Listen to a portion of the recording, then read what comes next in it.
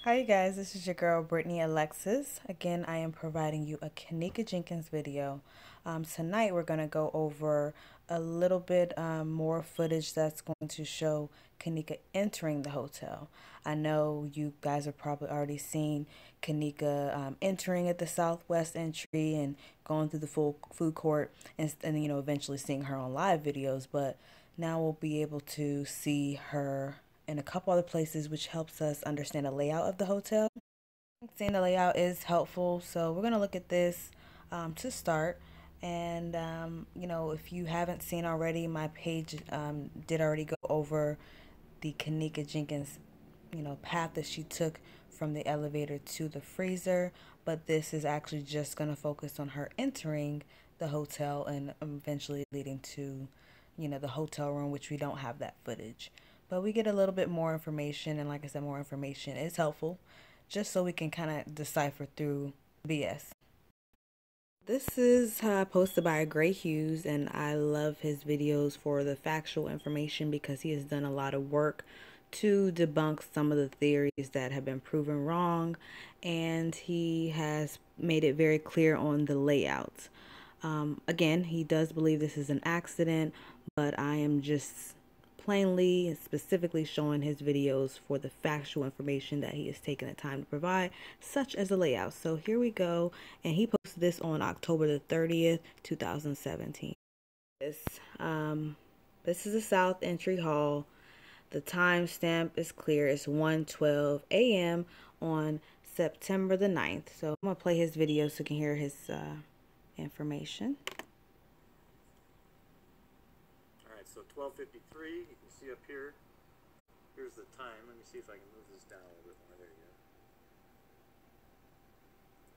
So you can see the 113. There's Kenneka. So it's Bree, Monifa right there, Shamaya, and Kenneka. Alright. Now keep in mind, I think the surveillance footage is only 15 frames a second. So you get a little bit of it's kind of blurry. It's not really good movement. Now here's one I think is new that I found. I haven't seen anybody else show this one. So here they go, walking.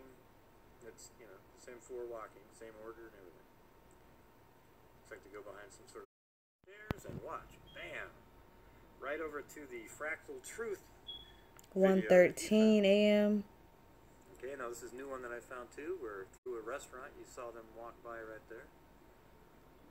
Okay, and now here they are walking down the hall. Now this time up here is so accurate on all the video that you're actually able to line them up like you do when you shoot a movie. You can shoot from 5 different cameras and have the same time code, and then you can choose whatever camera you want to get the best shot.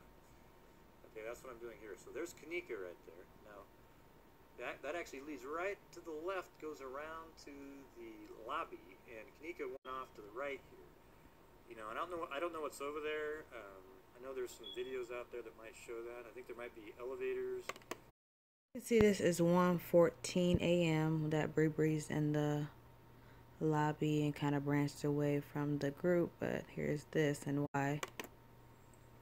So right now, Bree is gonna walk by, and I think when it cuts to that other camera, there she was. You can just barely see her walk by right there. All right. Now it skips to 1:18. I think Bree comes back in with Irene. Irene. Yeah, she's got her glasses on and everything. So there's Bree, Irene.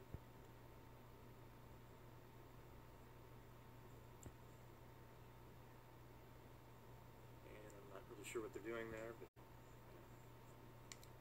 probably asking like what.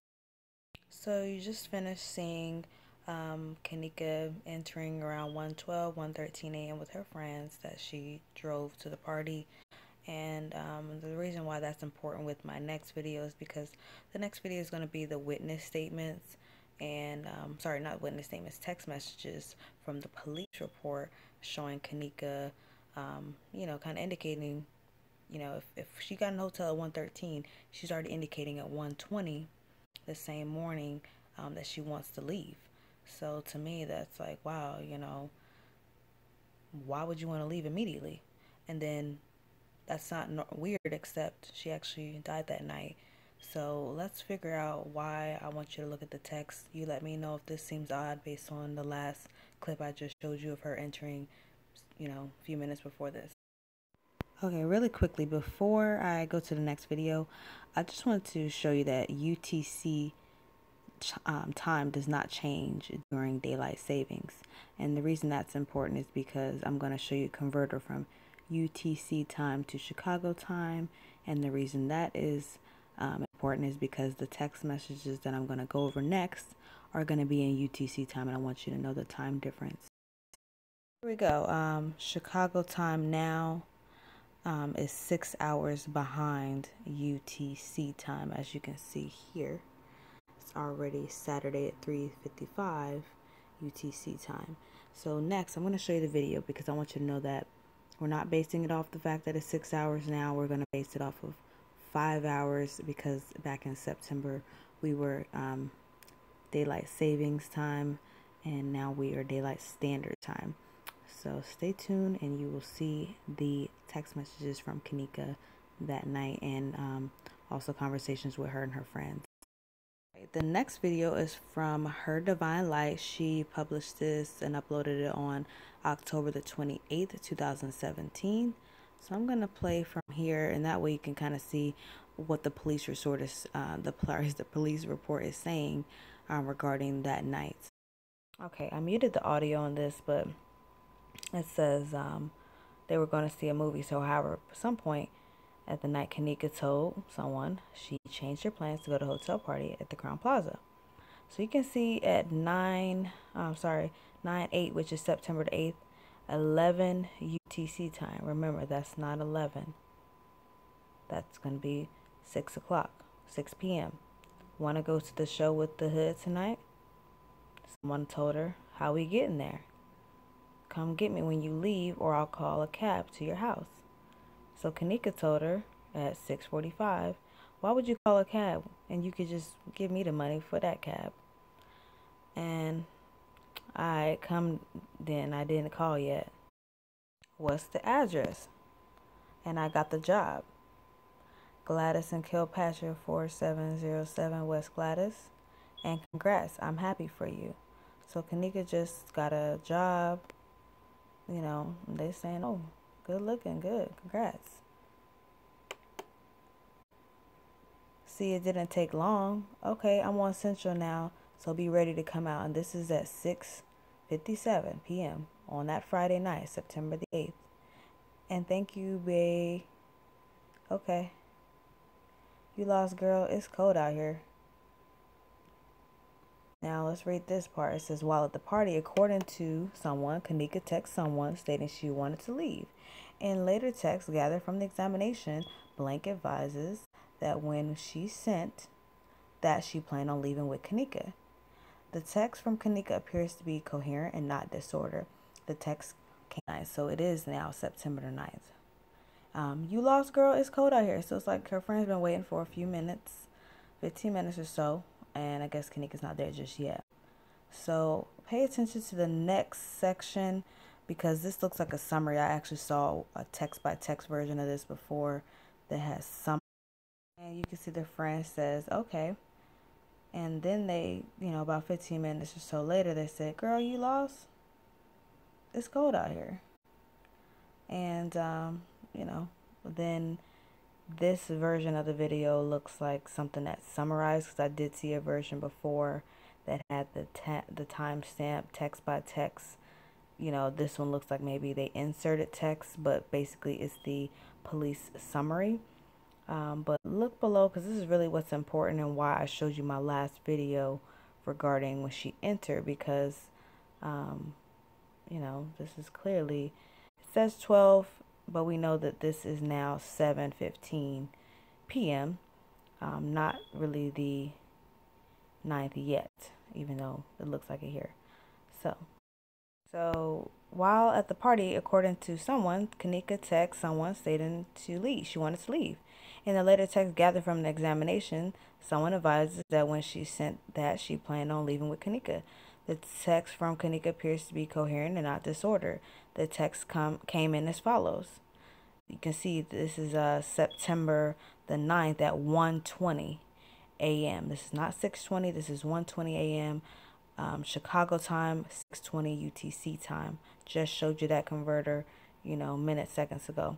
So at 1:20 a.m., she's saying, I'm ready to go. Let's think about that in comparison to what we just saw as far as her entering the hotel at 1:12. Why are you ready to go if you just came? You already canceled your plans to go to the movies or bowling, wherever you're supposed to go to this, and you're ready to go. That just seems really odd, especially if it led to your death. So we just saw the text messages from the September 8th that night all the way to September 9th in the early morning before we caught her on the elevator. Seems like within minutes she's ready to go, and obviously we see later within hour or however long, hours, let's just give her that, very intoxicated, and later on we find out drugs were involved. We still don't have 100% confirmation if she willingly took the drug, she didn't know about the drug, if she took it, we don't know these things. So this is the video. We've already seen this video. It's Irene's live, and I'm not looking at her glasses for anything, because clearly we can see that she's in a room with guys, and those same guys are in other lives. Before we, saw Ty's live, maybe we're thinking, okay, something's going on in the glasses. But after we saw the live with Ty, we see that Irene is in a room with two beds. She's in the middle section, so she's facing another bed where there's people on that side facing her, and there's people all around the bed. So the fact that it's so spooky that there's so many people and all this crazy stuff is going on while everybody's trying to act like they're just enjoying a party, but there's a plot going on. It's just weird to me. But I do have a part of the same live video that I think I hear Kenneka's voice. It could be another girl, but if it is Kenneka's voice, I wanted to say it sounds like she's sober. And remember, Irene's live started around 1:36 Chicago time in the morning. So just listen out. Let me know if you think this is Kenneka, because I might confirm that she was sober. It sounds like her. I don't know if you've seen her other live video where people have been posting, how Kenneka was before, her death. You can see her just being a young girl on Facebook, hanging out with her friends. You kind of hear how she talks to people, a little smart, a little slick. She kind of bossing up. So, it sounds like her. But like as we saw throughout the night, her mood changed. It didn't seem like the normal Kenneka we see on her other social media, and it's kind of odd for someone to be sad, especially based on the witness statement. It's so sad for someone just getting a new job and someone that changed their plans to go to this party. So it was odd to me, but I do want you to listen to the live, and hopefully you can see or hear what I see and hear. So this video was uploaded by Deevah on September the 11th, 2017. I'm going to show you Irene's live video, which you've already seen, but we're not looking at the glasses. We're just going to listen. Listen carefully. If not, at least you can see the time of where you can go on her video. So I think I hear what I believe is Kenneka saying. It's clear as day. It's $200. I think that's Kenneka talking about, you can hear them talking about a ticket or whatever. Or maybe I'll start playing a little earlier. But I think they're talking about a ticket being $200.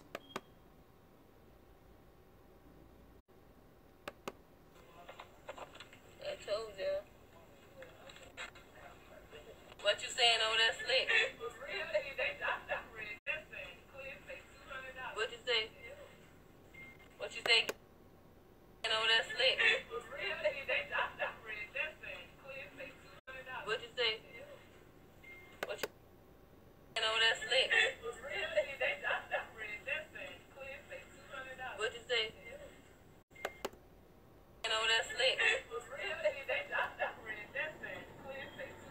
What you say?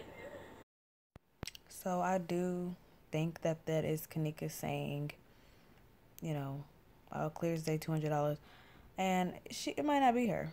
It's really only relevant to show that it sounds like she's coherent enough to have a conversation and doesn't sound like she's drunk. But at the same time, I do hear what also could be Kenneka, which I know everybody else has already brought up before, The fact that I'm not drunk, that could be Kenneka as well. But that's only minutes later. But that is definitely more believable because, you know, we saw her walking through the hallways. So I'm going to play that just so you can hear her voice and compare it with her lives, the voice I just showed you, and this here. Obviously, it's the same video, just pushed it forward a little bit more. You can see this timestamp to go to the I'm not drunk section, so I'm going to go over that.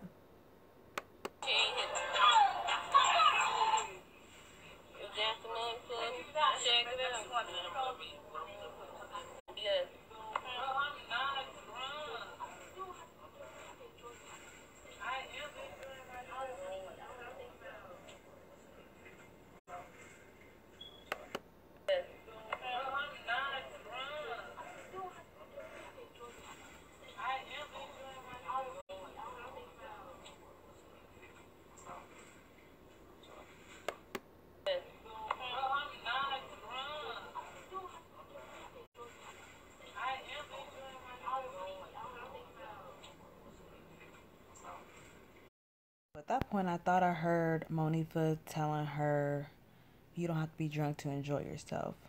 I know other people have even told me, like, they think that Monifa is kind of telling her, no, girl, you need to relax, you need to relax. Which at first I'm like, okay, if she's telling her she need to relax, maybe she's trying to get her to calm down, take a pill, whatever. But I feel like, you know, if she did say, well, you don't have to be drunk to enjoy yourself, maybe Kenneka was drinking and she's kind of trying to be a good friend, like, girl, you ain't got to drink to enjoy yourself. You know, I can't tell the kind of, I can't really tell the context of what she's saying, but you can definitely hear what you believe is Kenneka saying, you know, I'm not drunk. And all the statements show that Kenneka doesn't really get this drunk, or they never at least seen her this drunk. And it's just odd. I mean, she just got a job, so I'm not sure. But that's all I have for you guys. I wanted you to see what time Kenneka got there, who she was with, and just see the statement or text messages from Kenneka's phone, all surrounding that 1:13, 1:20 time frame. And of course, Irene's live is 1:36. And my last video regarding her, the layout, and, you know, when she entered the elevator, when she entered the freezer, that is all included at around 3. So go on and watch me next time. Have a great night.